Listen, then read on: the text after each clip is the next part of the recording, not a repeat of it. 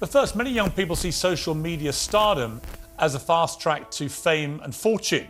People you've never heard of can become very famous and very wealthy very quickly. How do they even begin to get noticed? Well, some influencers have a talent. They can sing or dance. Some give brash opinions. But others get their clicks by, honestly, behaving like complete morons, and all in the name of becoming insta-famous, which mostly involve just terrorizing innocent bystanders. Clout chasing is an interesting thing, isn't it? Having an admirable determination to make your dreams come true and the willingness to make it happen, while at the same time doing the most obnoxious and socially deviant things for the sole objective of garnering attention, even at the expense of everyone around you. Rest in peace, Pop Smoke.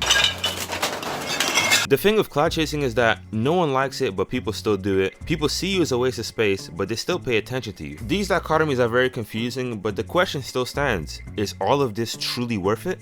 But that all depends on what you think the all is. If I were to ask you, why do you think people clout chase? The answer will probably boil down to fame and money.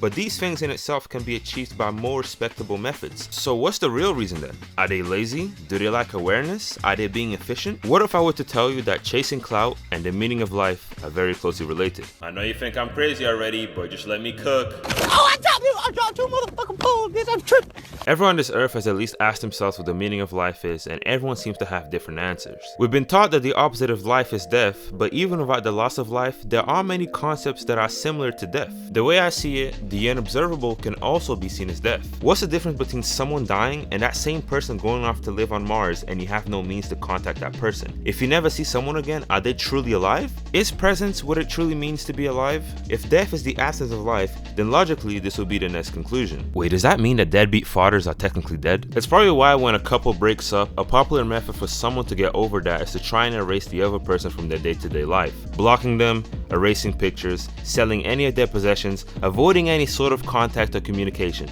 You're essentially killing that person from your world. You're dead to me.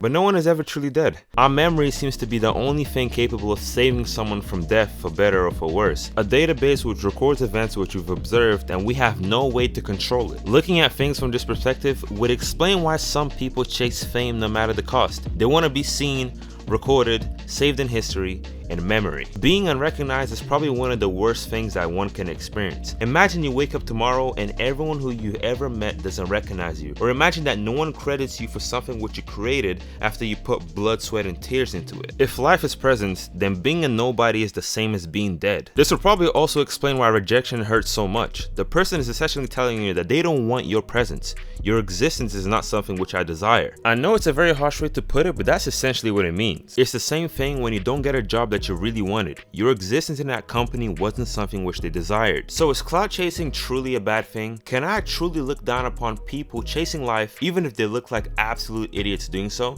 The answer is... Like the video, yeah. Make sure to like it, 200 likes if you want to see more videos. You see this? What's this? No, sorry. Let me just... Hey. Hey, do you want a punch? No, I don't. You want a punch? I don't. You want a... Bro. No, come on. Let me just see that hat. I've done nothing. Hey, come here. Listen to me. Listen to me right now. Listen to me right now. Yes.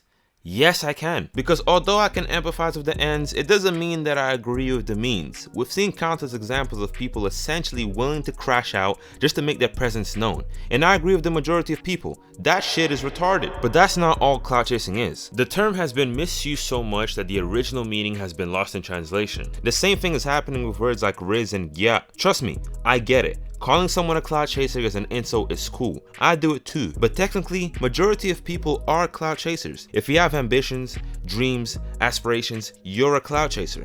I'm a clout chaser, and so is every YouTuber and streamer, model and creator. We're all chasing success, fame, money, freedom, clout, you name it. I don't know why we only use this term to address people behaving like menaces and disturbing the peace. If you want to be a CEO, political leader, the leader of your Discord community which may or may not be on the FBI watch list, you need power and influence. You need clout. Yes, there are bad ways to chase clout, and yes, we see it every day, but the same can be said for the opposite. It's about how you chase clout. You don't have to lose your integrity. Don't be such a fucking idiot. Look, I'm not the best at clout chasing, I'll tell you that much. It's a work in progress, but I'll tell you something.